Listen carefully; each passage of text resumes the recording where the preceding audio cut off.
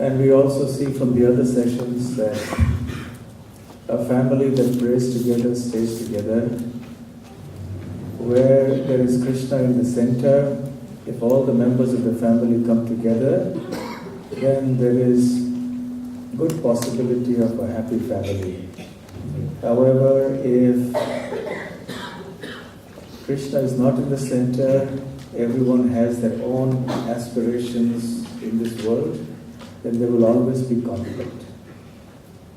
It may seem that those who are worldly together, here we saw a situation where the husband and wife were different. But even when they are similar, they go to the pubs, they go to the movies, they go here and there, it's not that it's going to be easy. Because still the center is oneself. So long as one is self-centered in this world, that is in the bodily conception of life, there will always be quarrels. And therefore the need for spiritual culture, and that will be the topic of our discussion now. So it was good that we had our team writing to the Prime Minister of India, following in the footsteps of Prabhupada, who did that in 1956 or something. Actually, that should be done in every country. Every country should write, or the people should write to their governments. But other countries are doing much better than India. Because I believe here you have scripture class in the schools. But if they have that in India, oh no, you can't. So in Australia you can do that. So actually in many ways, living here in Australia, you are more fortunate. So yes, this needs to be expanded, the movement needs to grow.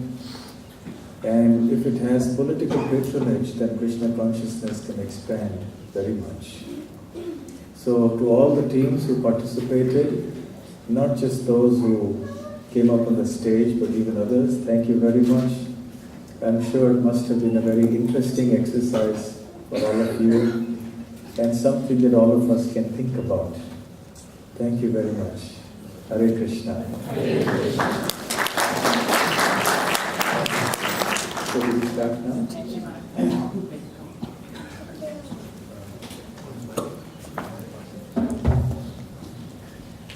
Hare Krishna. Hare Krishna. Hare Krishna. Could we have one final round of applause for not only the three groups who were shortlisted, but for everyone who participated.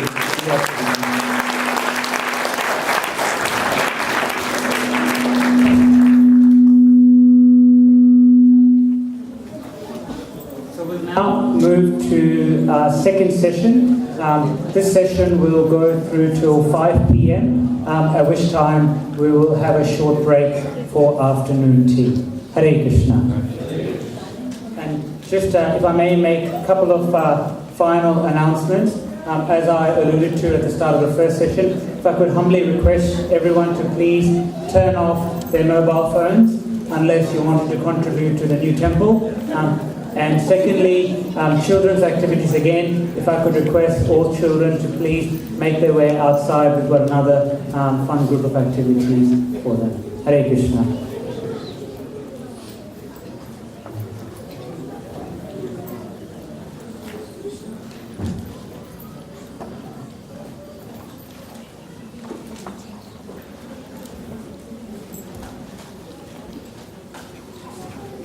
Hare Krishna.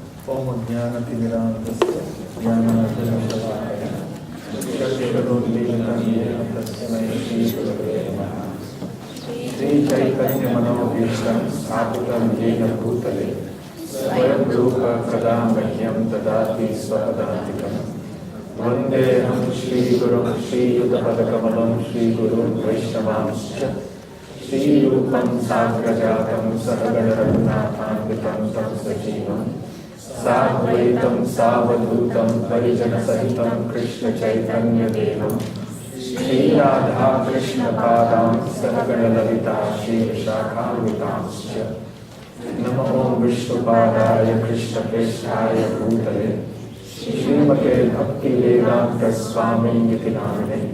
Namaste Saraswate Deve Gauravani Pracharine. Nirvishesha Shunyavadi Paschatya Veshatarine. Vancha Kalpatarubhyascha Kripa Sindhubhya Evacha Patitanam Pavanebhyo Vaishnavebhyo Namo Namaha.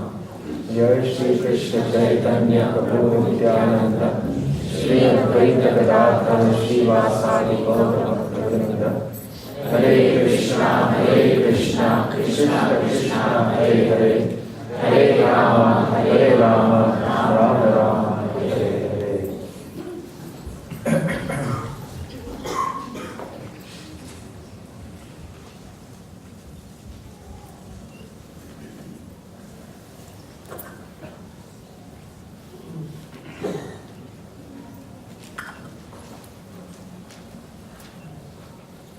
Hare Krishna. So in our discussion on speech, we spoke about the different types of speech according to the modes of material nature.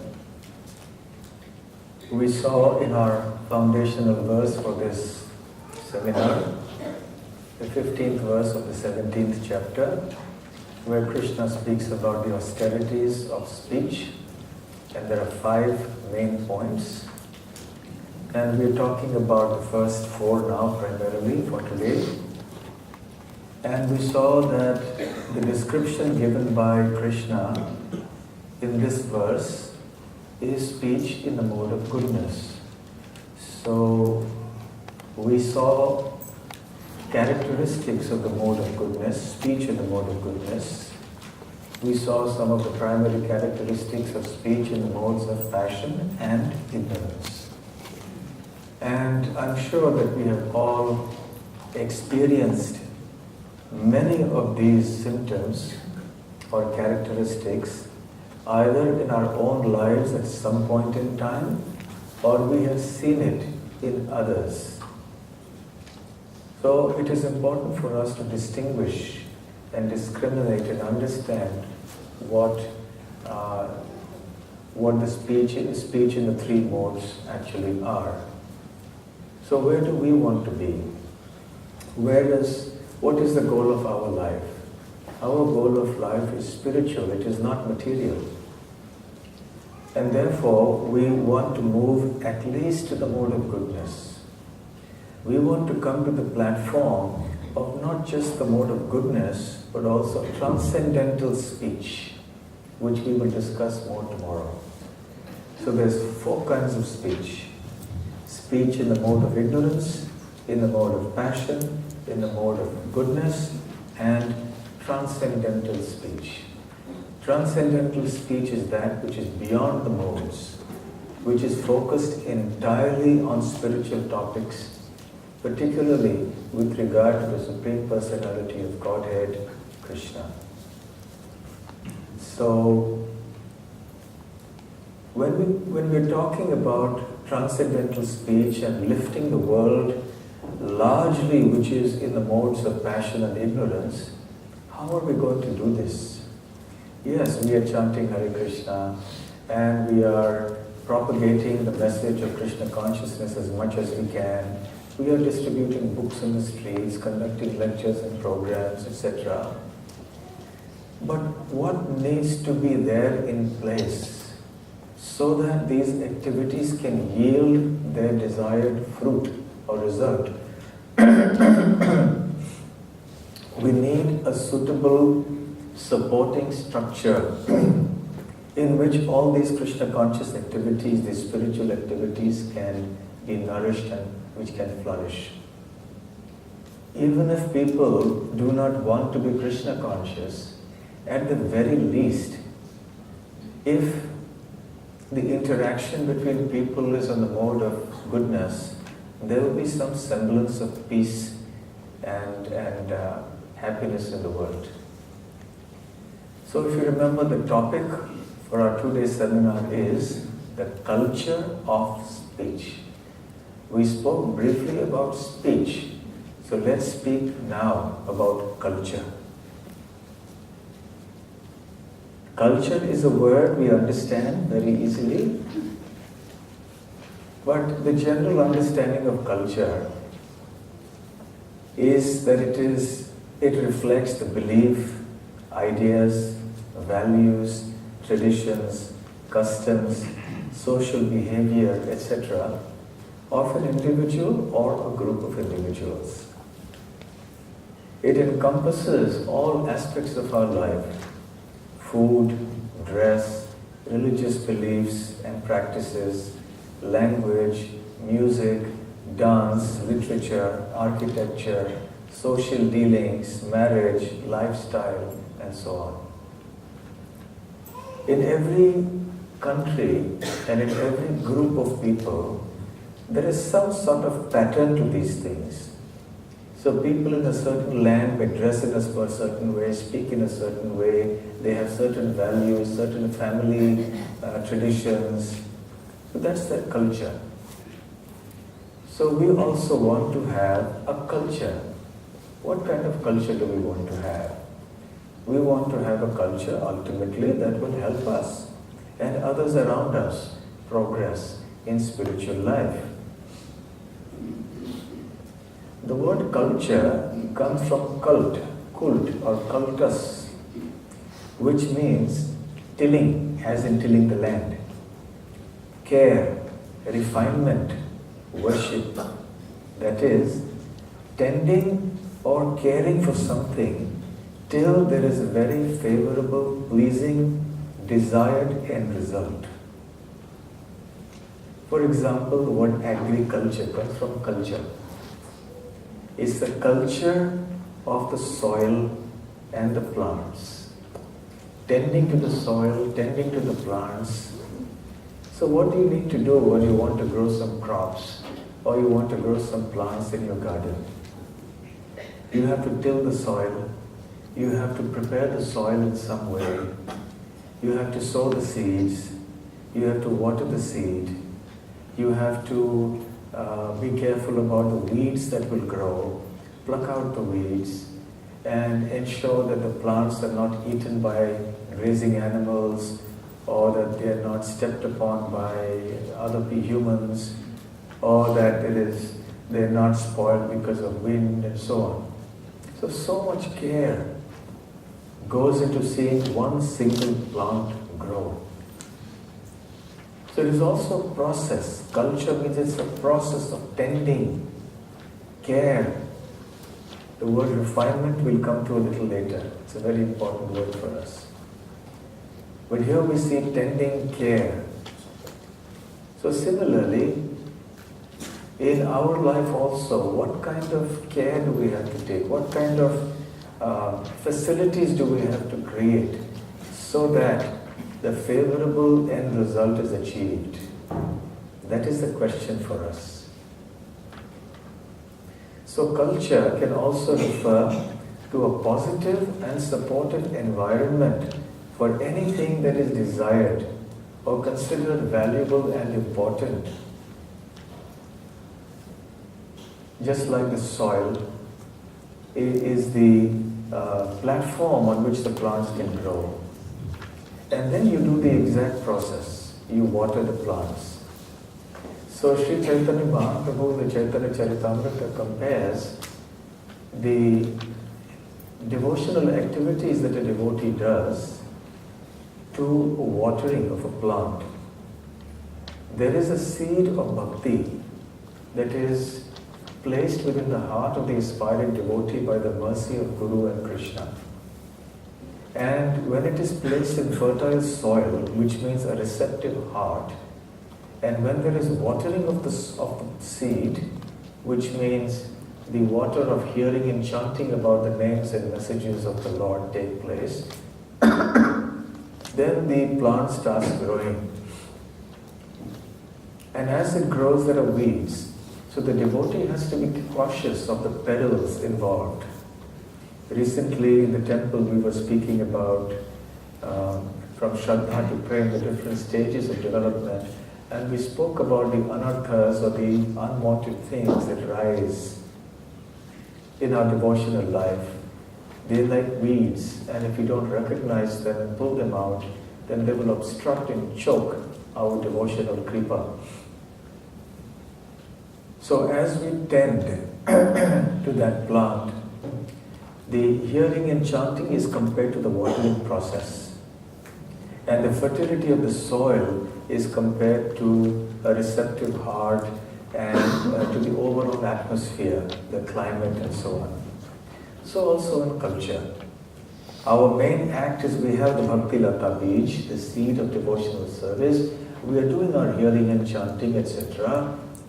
But it needs a supportive atmosphere, a supportive environment, a supportive lifestyle, habits, values. Because after all, chanting Hare Krishna is not the only thing we are doing in our life, isn't it? We have to eat, we have to go to work, you have to take a bath, you have to sleep. We have hundreds of activities to do throughout the day. So all these activities have to be done in a certain way so it facilitates the growth of our Krishna consciousness. So in a society that gives value to something, everything is done to facilitate the attainment of that. For example, in Australia, sports is given a lot of importance. It's a sporting nation. So even at the school level, there's so much emphasis given to sport. Therefore, Australia produces some of the best sports people in the world. They win so many medals and championships and so on. Because there is a culture of sport. What does it mean by that? What do we mean by that? So much importance and clarity exists about the need for sport. So the government, the people at large, the society in general, they give a lot of importance to sport. So at the family level, school level, at the governmental level, they're all encouraging children to do this and creating nice facilities for them, arranging coaching for them, and in all respects facilitating the sporting development of the youth. Similarly, in a place where there is a culture of learning, of gaining knowledge, that society which emphasizes knowledge and learning very high on its list of values and desirables will encourage learning. Give a lot of emphasis to it in school and colleges. This is of course at a material platform, but we get the idea. So this is what culture is all about. Culture is about providing that suitable environment, those suitable values, etc., that will help us individually and collectively attain a certain desired goal. The Sanskrit word for culture, roughly, is Samskriti. Now we've all heard this word, Samskriti. Sanskrit, Samskriti. Sanskrit is that which is refined, which is perfectly done. The Samskriti also is that which is completely formed, that which is complete in itself, which is wholesome, which produces something that is very beneficial and pleasing to everyone. So the word Sanskriti comes from the root, verbal root kri. Kri means to do. And when you have this kri that is attached to various types of prefixes, then you can have various nouns that come up. So you can talk of three kinds of kritis: Prakriti, Sanskriti and Vikriti. How many of you have heard these three terms? I think everybody has heard. How many of you have heard? So Prakriti refers to our basic nature. Samskriti refers to our refined nature. Vikriti refers to our degraded nature. So where do we want to be? In which nature do we want to be situated? The second one, refined nature. Everything can be analyzed according to these three terms. For example, behavior, food, creation, worship, language or speech, and so on. Let me give you some examples. Let's say there are ingredients. There's rice, there's sugar, there's milk, etc. So this is Prakriti. These items are existing in their basic nature. Now, you combine them in the proper way and cook them, and you get delicious sweet rice or kheer. So that is the refined state of these items, of the sugar, of the rice and milk, etc. When that same sweet rice gets putrefied, it's spoiled, you can't consume it anymore, then that becomes its vikriti, its degraded condition. So even though the sugar, the milk, etc., they are valuable in and of themselves, but when they are combined together, you bring it up to another level, a higher level. You have something that is much more relishable, much more sublime. So that's the refined state. Let's give another example. Suppose you have a block of metal. That's the Prakriti. The basic state of the metal, it's there, it's a block. Of stone, let's say. From that stone, you make a wonderful statue. And that is its refined state, its Sanskriti. And then somebody comes along and breaks the statue into bits and pieces. So that is its Vikriti. Right? Or let's take another example. Someone likes to grab other people's money or other people's food. That's his degraded nature, Vikriti. There's other people who, let's say, they don't grab other people's property, and money, they make their own money in an honest way, but use that only for themselves. Then there's Sanskriti, where they earn for themselves, don't take anybody's property, but they share their wealth with others. That's the refined state of your wealth, when you earn and share with others. So, these represent refined forms of things, not just of things, but also of values and lifestyles and practices and so on. So, okay, let's take another example of even transcendental foods. Eating when you're not hungry, or eating more than you need, is Vikriti.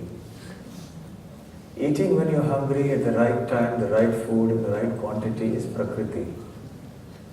But doing all of that after having offered the food to Krishna as Krishna Prasadam is Sanskriti. And especially sharing it with everybody. So this is an important concept for us to know.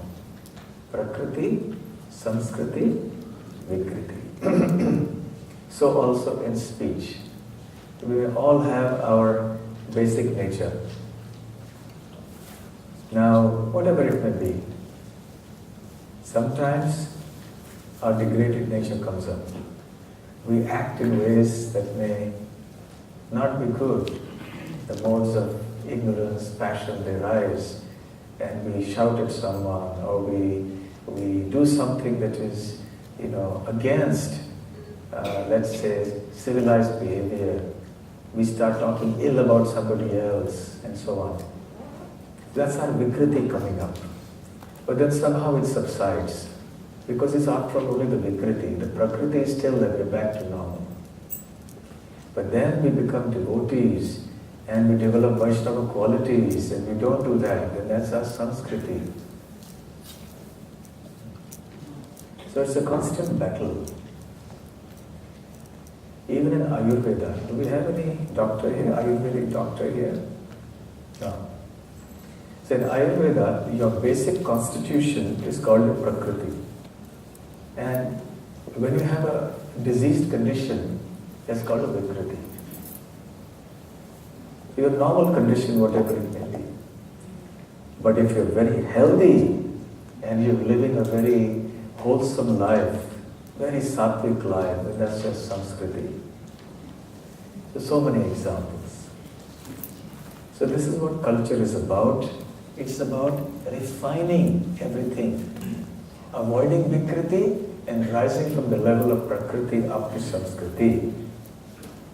From a spiritual point of view, we can understand the term Sanskriti to refer to the culture that facilitates our overall well-being, and particularly one that nourishes spiritual development. So that's the kind of culture we want. We want a refining of our thoughts, of our actions, of our values. So Sanskriti means refining our culture. That is our behavior, our speech, our food, our entertainment, our values, etc. to such an extent and in such a way that the end product is spiritual perfection or Krishna consciousness. And there is no aspect of our life that will remain untouched by this process of refining. It's not that this part of me is refined and pure and this part of me is something else. No, there's no compartmentalization like that. It's all one integrated whole that will permeate into every aspect of our life. This is the wholesome culture that we have to imbibe. So this is the need for some proper culture. If we say, one part of me is I'm a devotee, I'm chanting Hare Krishna, and that's enough for me. But then we behave very badly with other people, we are nasty to people, we do things that we behave in such a way that distracts other people from their Krishna consciousness, then what is the use? So the Sanskriti is required to change our behavior and our thinking in such a way that our chanting of Hare Krishna can actually go on properly. So therefore, even though Hare Krishna chanting is an absolute thing, and at an absolute level you don't need anything apart from chanting Hare Krishna, but the point is we are not on the absolute platform. And therefore we need things that will support us. We need certain culture, we need certain traditions, certain customs, lifestyles, habits, norms, values, attitudes, practices that will help us to chant Hare Krishna better, because you need a more peaceful mind. I want to ask you one question. Most of you are Grihasthas, or even those who are not Grihasthas. Everyone has had a quarrel in life, isn't it? Anyone who hasn't had a quarrel, please raise your hand. Nobody? Not one single person? So, imagine you just had a quarrel. Can you sit down peacefully and chant? It's not possible. So, therefore, it's not enough for us to say, I'm chanting Hare Krishna, I don't need anything else. If you're Haridas Thakur, you don't need anything else. But if you're not Haridas Thakur, then we need a lot of other things. And even if it's not for ourselves, even if we are on the platform of Haridas Thakur, since our movement is a preaching movement, we want to spread the message of Krishna consciousness to everyone who may not be like Haridas Thakur, even if we think we are.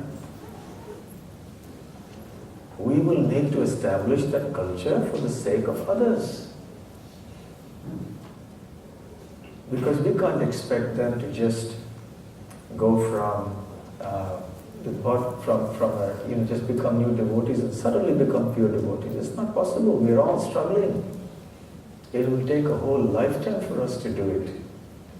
So coming to a certain level of the mode of goodness in at least a majority of our practices and values in life will help us very greatly to do our spiritual practices better.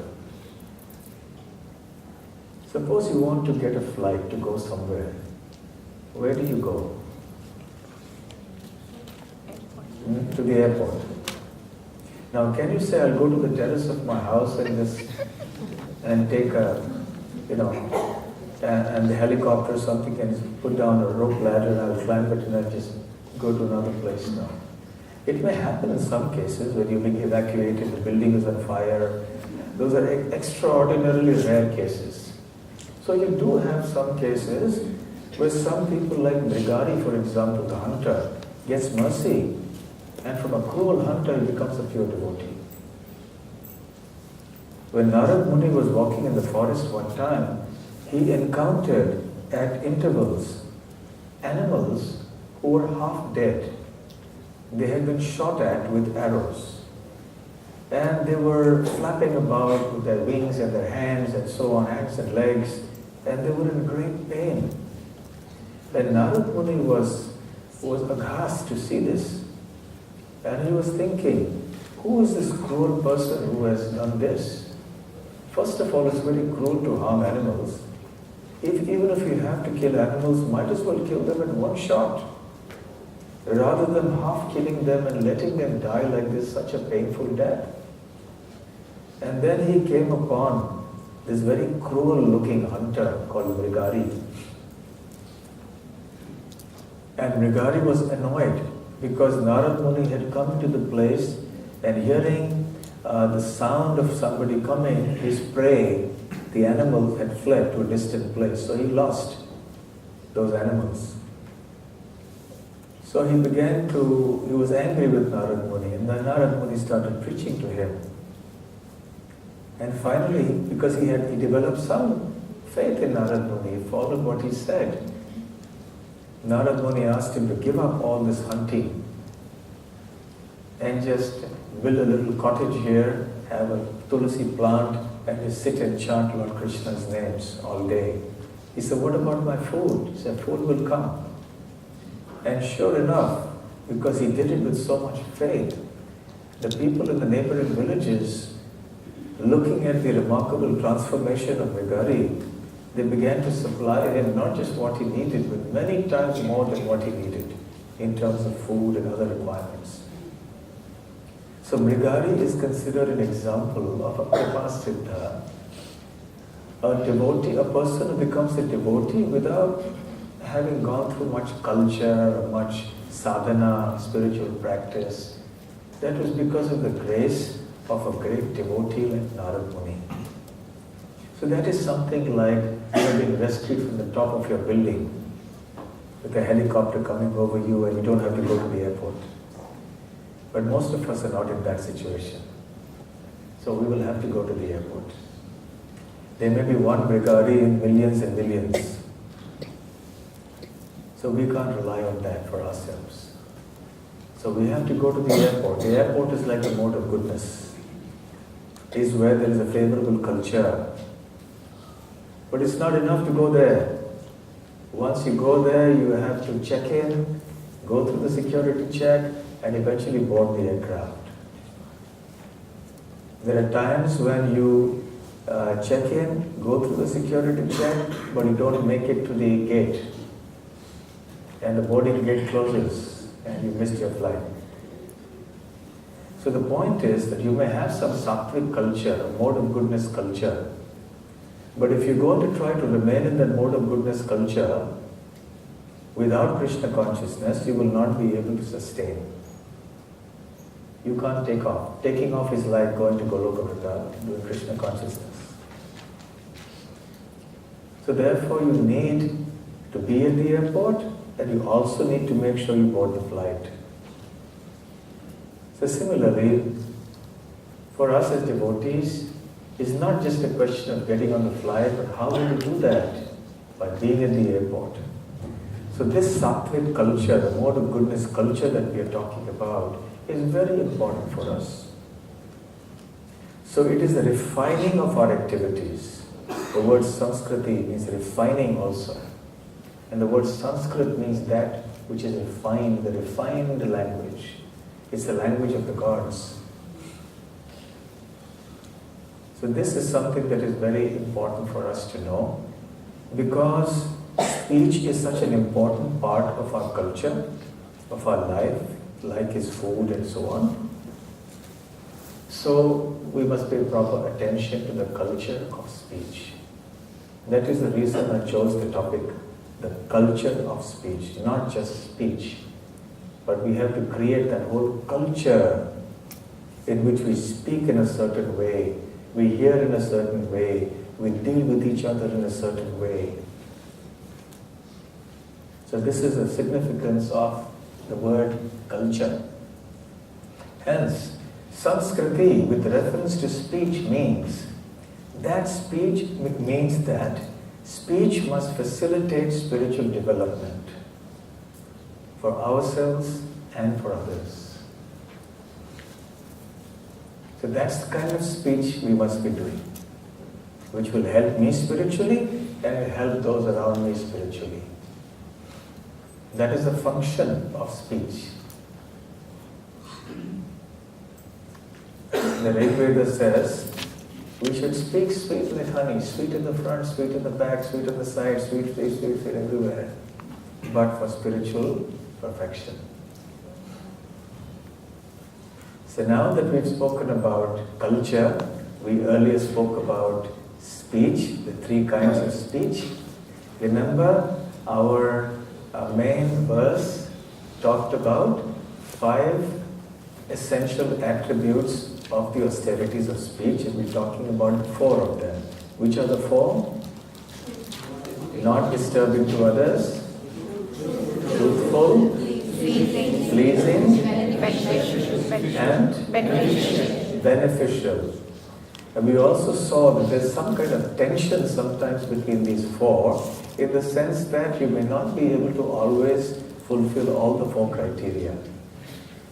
So let's take some of those cases now. One case where speech may be disturbing or agitating to somebody, it may be displeasing to somebody, but it is truthful and it is beneficial.